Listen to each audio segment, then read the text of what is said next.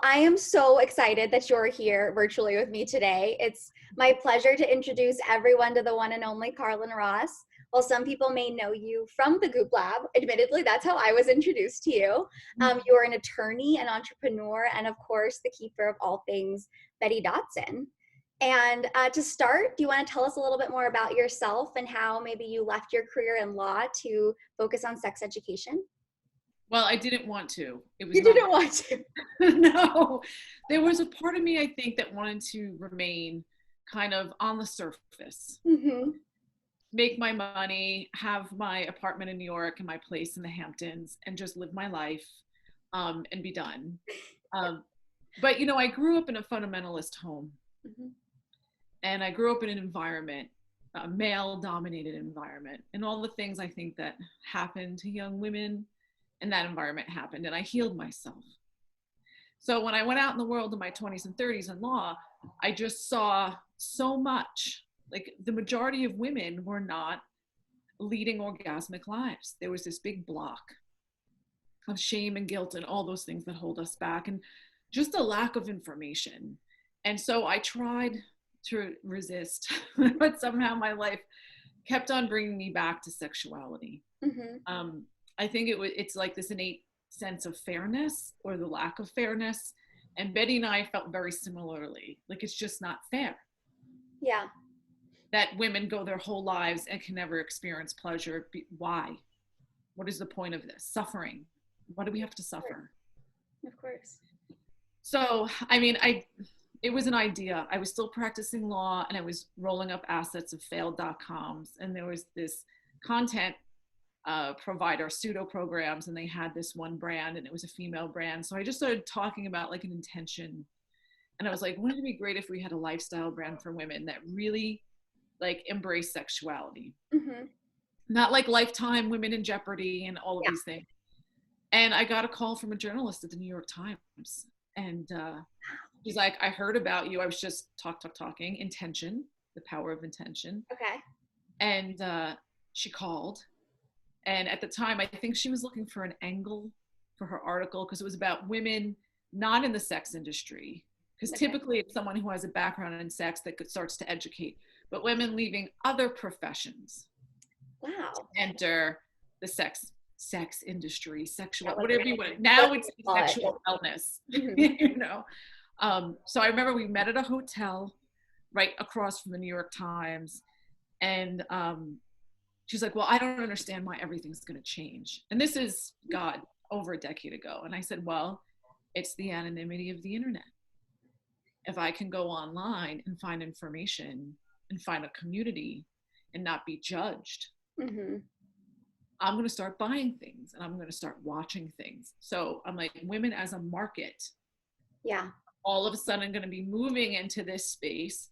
And that's when you're going to see things change. They're going to start marketing to us because we have the money. And we're protected by the anonymity, right? With their You're not going to go to your local sex shop and park your car in the parking lot and go in and talk to some guy in chaps about like a sex toy. No.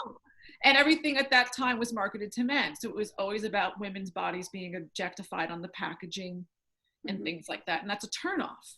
Yeah. Right? Because already I'm buying a product and I'm never going to look like that. Of course. Yeah. So I remember she was taking notes feverishly, and I thought, I think I just gave her an angle like for this article, and I think I'm going to be in it. And I remember I got the paper, and I was looking in the Metro section, because that's where they always stash any kind of sex article. It's always in the Metro, all the way in the back. And I couldn't find it. I'm going page after page after page. And then I flip over the front page. Stop it. No, picture of me. The title is Women Tailor the Sex Industry to Their Eyes. And the first words of the article are, Carlin Ross decided to start a new career. Oh my gosh. I've been outed.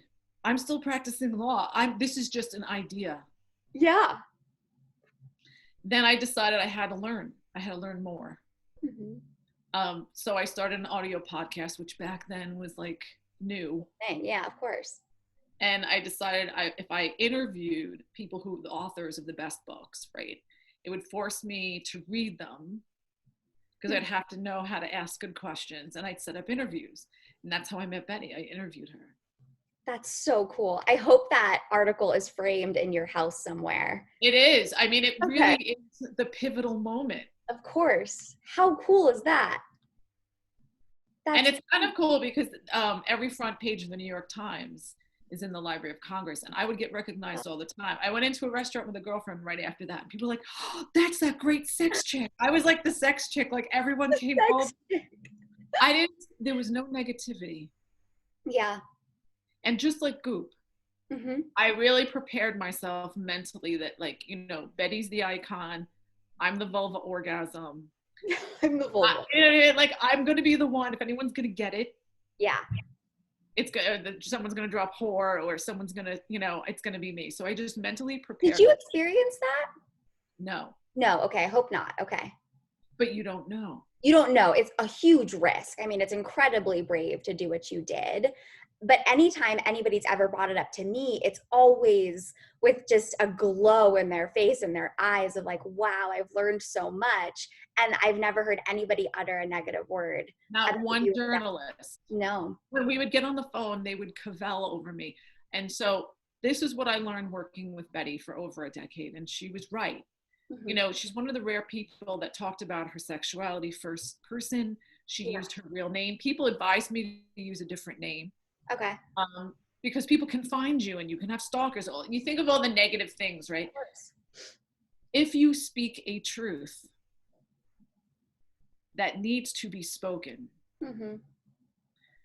people can't find fault with that. When you're real and you share something that's real and really intimate, and you share that vulnerability mm-hmm. with other people, they see it, it resonates, and they can't attack you. Of course. Of course. And so we should all take that into our personal lives. Yeah. Absolutely. And you are incredibly authentic. I remember our first conversation, and I don't know what I expected out of it, but you were very different from what I expected. And it was so easy to talk to you. I think we talked for over an hour and a half, and I didn't know where the time went. And I just remember the whole time thinking, how do I get more of you in my life? Because I feel like you opened up my perspective so much. And I think it's easy to have an outsider's perspective of body sex and the work and be like, oh, that's really not for me, or I don't know how I could ever do that. And I think when you present it and the way you talk about it, it feels so much more relatable than I ever imagined it would from like the periphery. And I think there's something, I think that comes from how authentic you and Betty are in the way you talk about it. You have to give women permission. We have to have a language. We have to feel comfortable talking honestly and openly about our sex lives. It's our humanity. Everyone has the same questions. That's what I've learned, because we would take questions from the internet. There's nothing new. Yeah. We all have the same insecurities. We all have the same pleasure resistance and pleasure anxiety and shame from our parents. And we don't think we're beautiful enough, or, like we all have all the same. Yeah. So we should be able to talk about it. Why not? We talk about everything else. So tell me how you do it. So like you, I come from a conservative family. I was raised Muslim. I don't know if I should share this publicly, but I, lost my virginity before I used a tampon, because those were a no-no. So was losing your virginity, but I picked my poison there. And how do you kind of help women feel comfortable and empowered by their sexuality? Because I imagine many people are coming to you, wanting help, but not really sure how to crack that open. So how do you get that started for them? The first thing I have women do when we work together is they write their sex essay. And it's really an exercise for them and not for me. And it's, okay, how was sex handled in your home? Mm-hmm. What is your first memory of masturbation? When did you first start having partner sex? When we put pen to paper, it's like we make peace with our past. We can also gain a perspective of like, oh yeah. And it's really the hardest part. The women would be like, I'm working on it. It's 3 weeks now, I'm working on it, because there's something powerful in that. And in a way, when we put it on paper, it's the past. Mm-hmm. So what we want to do is, we're now in the present. Yeah. Right. And I always say this, all women have been sexually traumatized. And I have clients go, oh, well, I wasn't abused. Okay, it's very simple. Unless when you were like 12 or 13, someone set you aside and said, you know what, you really want to explore your sexuality, you know, masturbate, that self-sexuality is really important. Get in touch with your orgasm. Have multiple partners before you get married. Maybe limit vaginal penetration on those risks till you're a little bit older. There are other ways to orgasm, right? Because we always go right to heterosexuality, you know, procreative sex, which is high risk for young women. Of course, yeah. Because you have to get access to birth control. You're going to have access to, you know, abortion if you need it, or if that's your choice. So unless that happened, and here's some birth control, and here's plan B if nothing, you know, if that fails, then you've been traumatized. Because our sexuality is repressed at every step. Slut stigma, virginity myth, beauty myth. Yeah. We're never good enough, ever. It's never right. There is this little small window of time between the time we're 25 and like 30 where it's okay to have sex, and then you have to get pregnant real fast. You have to have babies. Totally. Yeah. And we don't talk about menstruation. We don't talk about menopause, any of these big moments in our lives. There's no transition. So what it's about is really creating a new narrative. Yeah. And you do that by creating a positive experience. Because I think when we had very negative experiences, that becomes what runs in this mind. You know, we have a very complex multitasking mind, and we have a very complex sex organ capable of endless pleasure. We have the most sophisticated sex organ on the planet. Yeah. So we've been shut down before we even got out of the gate. So we go back. And it's touch, that neural connection between your genitals and your mind, and just a vulva massage. We look at the vulva together. We find everything. Yeah. I can't tell you how many educated women don't know basic information about their bodies. And the medical community, the things that have been said to women, that labia are brown because they're bruised from masturbating, or they're asymmetrical because you have an undiagnosed STI. Like, the stuff is off the charts because doctors don't get any sex education, and they didn't know the internal clitoris existed until the 1990s. They didn't even dissect anything. Crazy. If it's not the uterus, no one cares. Yeah, if you're not pumping, that part doesn't matter, right? We don't. Yeah, and then we don't care about the uterus once it's not capable of having a baby. Yeah. Right. So the point is, we have a positive experience. You make a physical connection with your sex organ, the touch, visual, right? And then it's technique. Okay. How to penetrate your vagina if it's painful.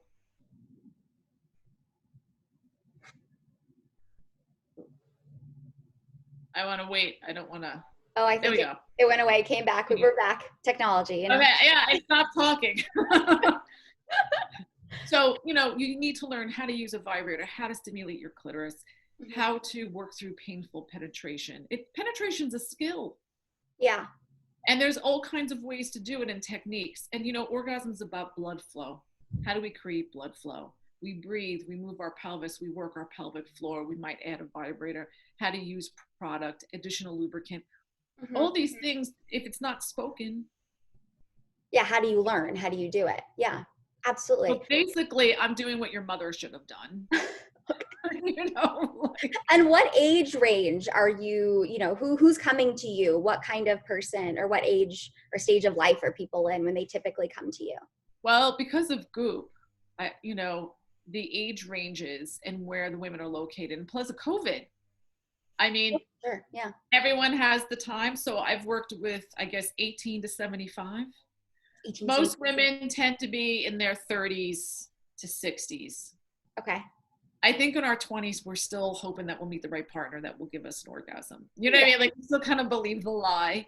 I had several clients in their 70s, and I have to say I was really intimidated because, like, I'm used to working live and you can use energy and do different things. And I was like, can I do this on Zoom? Yeah. But we did. We worked through painful penetration. I do that all the time. Even with younger women. You know, it's not something that's eroticized that we control. I think that's a big part of it, is feeling in control of it. Yeah. I heard from a younger woman actually just last week. she read something about Tabu and said, I talked to my doctor about the fact that I'm having painful sex. And she's in her 30s. And she told me that I'm just not attracted to my fiance. And I was a little stunned. I was like, really, your doctor told you that? Like, and that's not to say all doctors are that way. There are brilliant doctors out there that are incredibly supportive. But there's a big but in, some of the things that women are told about painful sex, that it's just shocking every time I hear stories like that. She probably isn't engaging her pelvic floor. Probably, yeah. So you have to connect with that. She's probably not using additional lubrication. Yeah. And she's probably not controlling penetration. It's all about slow penetration. The vagina muscle. It has to, and when it's going to open when it wants to. You can't force it. If you force it and you hit that pain, then it's just. And if you taught me that when your last sexual experience hurt, you're preparing for that again, right? Because your muscles tightened up because you're getting ready for it to hurt again. Like your mind isn't in a place to accept it and to be able to feel that pleasure, which I think is something that we forget. We just think, that it's all physical, and there's so much more to that story. And even though we kind of been talking about that more and more now, I still don't think women totally understand how important having their mind and their body connect is during sex. Well, because I think we're conditioned to control our body. Yeah. We don't want to make a smell or a sound cross your legs. So having a good orgasm, having good sex, you let the body take over. And that's the direct opposite. We're always in control. Yeah. That's a big one. It's a big philosophical shift. And I think when the feminist part of it comes in, is that you have to love yourself an awful lot to give yourself an orgasm for no reason. Like, we can please another partner. We can have partner sex. But for you, just to connect to you because it feels good, there's no bigger fuck you to the patriarchy, to everything, to the establishment, really, than that. Well, and it just has to be good for us, right? I mean, there's so much research that shows that regular sexual activity and orgasm is a contributor to women's health. The fact that it feels good is, probably God's way of telling you to do it more often, it has to be good for you in the long run. And we know that it is, treating your body like that part of your body like a muscle is great for atrophy and self-lubrication and things like that. But allowing yourself to feel that pleasure is also just good for you, for us as people and as women. Look at Betty. I mean, Betty made it to 91 and she chose to die. I mean, she was ready. I think you can live a life, and at the end, because she said to me, Carlin, I've done everything I wanted to do. There's nothing left. I've accomplished everything I want to. I had a great time. I'm ready. Yeah. Because all of a sudden your contemporaries, everyone's kind of gone when you're the last one standing. Yeah, it's hard to watch, yeah. Betty drank too much. She was a binge drinker. She loved to party and she loved to have a good time. So for her, it was like, let's bust open a bottle of champagne and talk all night. Smoked too much. She took up smoking again. She was off cigarettes for like 20 years. And then like at 85, she's like, I'm going to smoke. I don't care. She was like smoking. Every so often she would get good with her diet and go on like this like juice cleanse, but she was always like eating greasy pork chops. I mean, I just watched her indulge as a hedonist on every level. And she made it to 91. And I think about what it was. She consistently had orgasms with herself and partners, not from the time I knew her. From 80 on, she kind of like partner sex was a wrap for her. She wasn't really that interested. Yeah. But there's something to it. Pleasure, the role of pleasure in our lives, to get that kick of all the pleasure hormones, of just that empty mind for that moment where you don't think about anything anymore. Totally. And I want to talk to you more about that. So like libido, I think, is a fascinating conversation. And one of the things that has bothered me maybe since starting Tabu is this idea of like, well, once you reach a certain age, your libido disappears, so it's fine, right? Just like find other ways to be intimate. So I want to get your take on that. I know we've talked about it, but I want to hear it from you. Okay. And, what is the biggest misconception around libido as we get older? Okay, libido and menopause. This is what Betty and I realized. I mean, we've run workshops with thousands of women from all over the world. I mean, they would come on planes from China, New Zealand, you name it. Everyone has this idea that women in their 50s and 60s like don't want sex, and that is so not true. We saw across the board, men, as soon as their testosterone dips, so does desire. You know, women, they talk about post-menopausal zeal. When you hit menopause, your estrogen goes down, your testosterone goes up. There was just no one really to have sex with. Yeah. You know, and I was like, you know, Betty and I had this fantasy that women in their 50s and 60s could maybe school younger men on their sexuality in their 20s. That made sense to us much more than older men and younger women. Fair. Yeah. Yeah. So you have desire. Things like your vaginal lining can thin. Yeah, you can get some hormone creams. You don't have to take all the pills and everything like that. Lubricants like Tabu are on the market. And, you know, your clitoris is evergreen. It never ages. You will have orgasms to the day you die. You can choose not to have penetration if you don't want it. That's up to you. I like to combine both of them, and Betty did, and I see myself doing that throughout my life. When we penetrate, we stimulate that vagus nerve. It's a nerve that comes down our brainstem, down our spinal column, and innervates the pelvic bowl. And when you penetrate, you stimulate that nerve, and no one knows its real role, but it's sense of well-being and wellness. It's very healthy penetration. Yeah. But again, these are all preferences. Of course. It's a choice.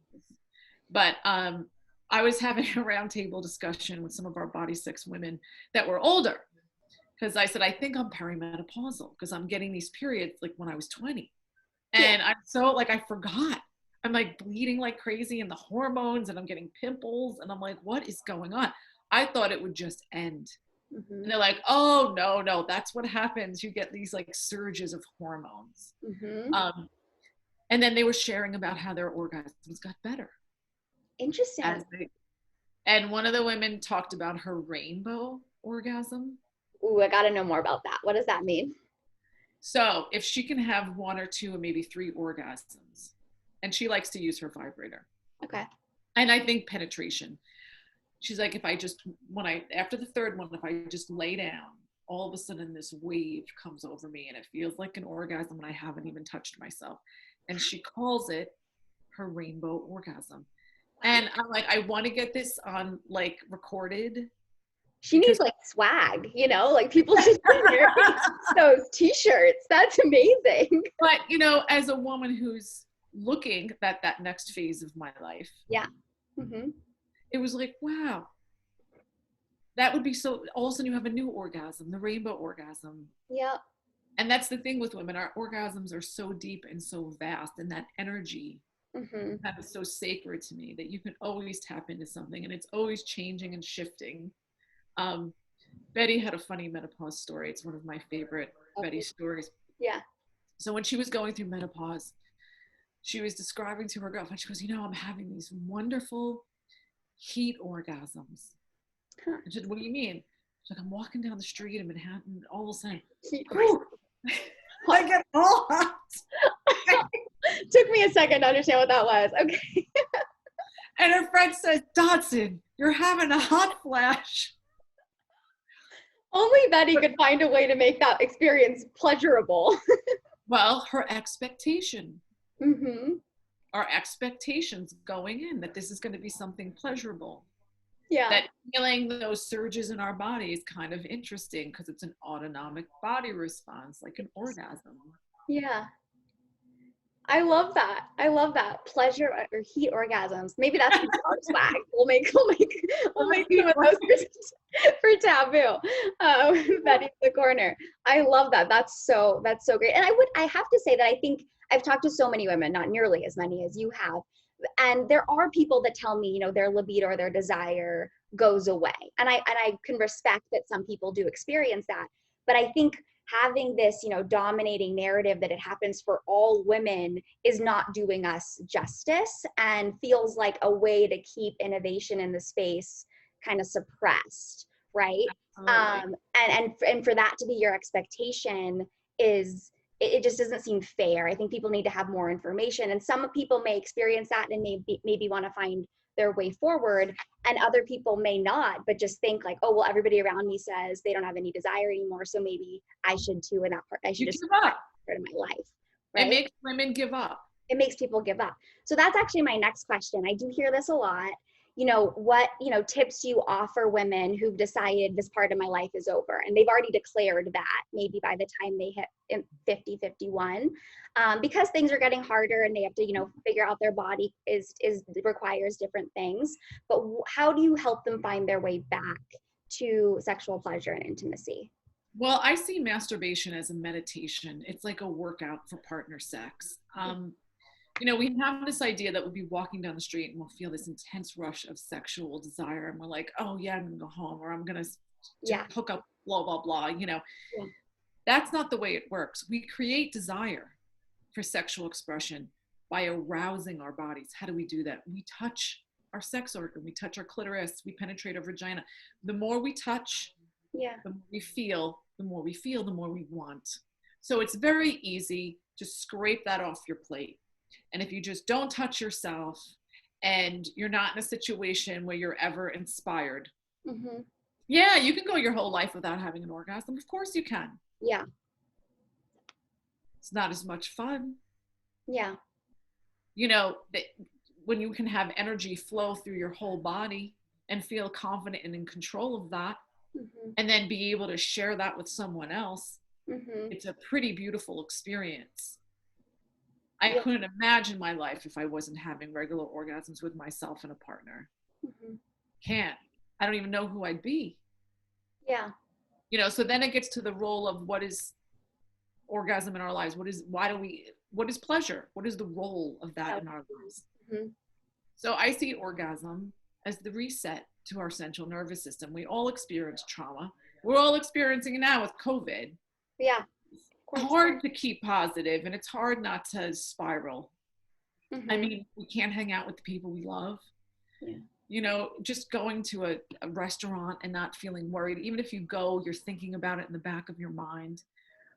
An orgasm clears out the trauma. It clears out the stress. So we're grounded. So we're relaxed. Yeah. And it's like, when I think of anxiety disorders and depression and Alzheimer's, all these things, it's like we need to shut this off every so often and get in the body. And it doesn't necessarily mean that you have to have a partner. Yeah. You're your own best partner. You come in this world alone, you leave this world alone, and your orgasms will carry you through anything life throws at you. I mean, it's a coping skill, really. Yeah. You know what I mean? You feel good. You connect. Exactly. And I think, we've also done ourselves a disservice by making sexuality very crude, and hyper, I don't want to use the word sexualized because that's the wrong word, but it's crude. It doesn't necessarily relate to all of us. And so I think when women are, wanting that part of their life back, perhaps they're like, well, I can manage without it though. Like I'm okay without it. So I don't need to go there because they can be scary. The wrong things. And it's scary. Yeah. And I think that the culture and the narrative around it is changing, which is really, really wonderful to see all around. Resources. We have more resources now. We have more resources. And I think that that's one of, it's a really positive development. But I think we have to remember that as we get older, we can still be sexual beings, right? Like you see a lot of activity in redefining what it means to be, redefining sexual wellness or sexual pleasure for younger women and closing that pleasure gap. But we're somehow forgetting older women in that conversation because we're just saying that, oh, that part of their life is over.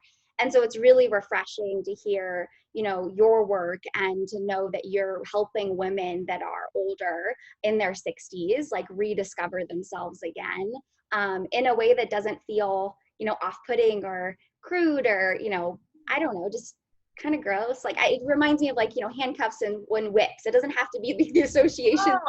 That's like such sex, it's very one note sexuality. Very one note, exactly. And I mean, from what I understand, like you're in Europe or abroad, like it's not that way, like people are much more. Older women are seen as sexual beings. We have sexualized girlhood and desexualized womanhood in this country, in our Western culture.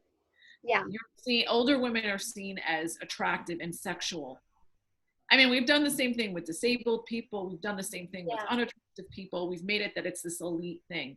But your orgasm is there for you. Your body is there for you. And when you get older, it's really liberating because your partner doesn't have to be, you know, husband or wife material. They don't have to be parent material. Mm-hmm. You have a lot more freedom just to choose someone that you like to be with and you have Yeah. good sex with. I mean, that's amazing. Yeah. Like, that's a wonderful time of life. You can just have fun. Uh-huh. I love it. No one cares what you're doing. I know exactly. Nobody has to know about it too. You don't need to promote it to the world. Nobody needs to know what's happening with you in your bedroom. But yeah, just like owning it and owning it as a part of your overall health and I wellness. mean, your money and career are set, whether or not you're still in the marriage, you got your divorce. I mean, it's really all about you. Mm-hmm. And maybe that's why we're so fearful of women who are older, because they're in their power. Yeah. They don't need anything. And we live longer for a reason. Yeah. You know, I feel like that's our little reward. You know what I mean? For putting up with all the crap that you have to when you're a young woman. Yeah. I mean, already I have a 5-year-old and I'm 47. And it's so nice to go places and not feel that energy of everyone looking at you. Yeah. And then when you ask for something, no one's looking at your face. Like, people actually look at my face now when I speak and they hear what I say. And I'm like, oh, I love this. You know, the Yeah. whole idea of the maiden and the crone, Mm-hmm. being that older woman that knows who she, you know, is confident. And we pass that down to the younger women. Your life's not over. It's just beginning. This is the sweet stuff. Betty's favorite decade of her life was her 70s. I love that. She called it the youth of old age. She had a younger lover. Okay, so I have heard. I have a significantly younger lover, right? there was 50 years between them. 50 years between them. And it made people crazy. Even though Hugh Hefner had 3 20-somethings that he was living with. But, you know, Betty was an icon and a best-selling author. And so this was a young man who wanted to learn from him. So that was the connection, because people go, oh, you know, it's interesting because that's how we feel about women. Oh, that he's just using her because she's not beautiful, you know, or young. Mm-hmm. But, you know, you can be beautiful young and not feel like someone values you or respects you. And he did, because he's learning from a master. And so that was the connection. Yeah.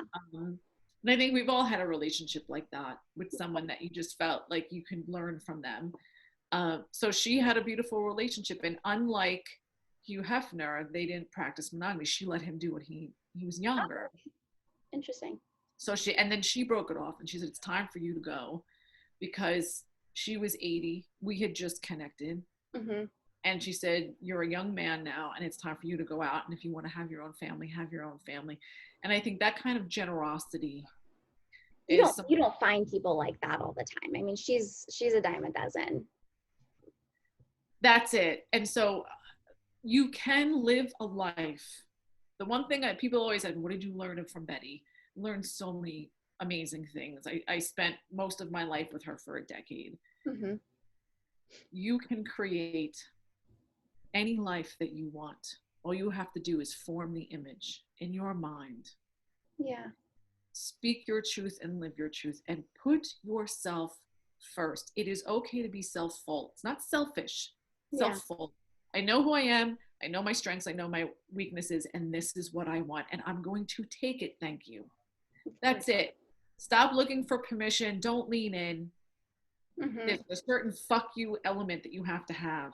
And Betty did. And she lived a beautiful life on her own terms, had a ton of pleasure. And I mean, you would think that level of narcissism would be like, oh, look at that. She's just doing she inspired millions of people.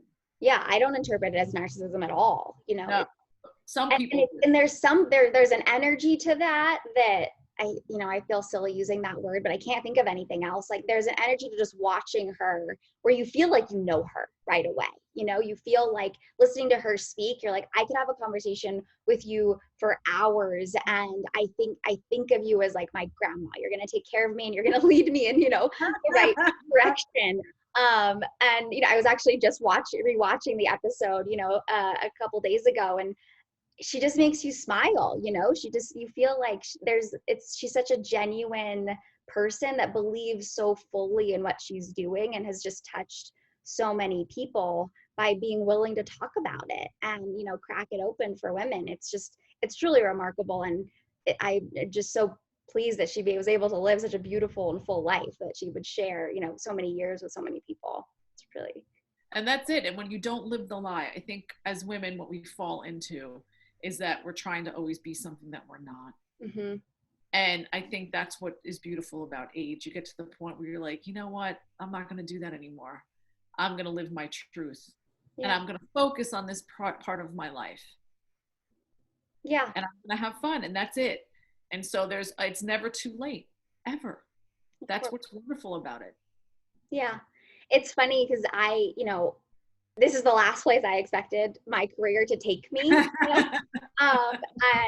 And I learned so much. I am not in menopause. I am not a super sex positive person. I tell people the first vibrator I ever bought was for user research when I thought about starting this company. And I've never been particularly passionate about it, but I love taboo things. And I love the way that culture influences how we behave and how we feel about things. And the more I learn about this, I just get so much energy from it. And I'm so excited by the conversations. And it's one of those things where I'm learning something new every single day. And I think that if you have that ability to do that, and if you find yourself in a position like that, you just lean into it, right? Like you keep learning and you just love what you do.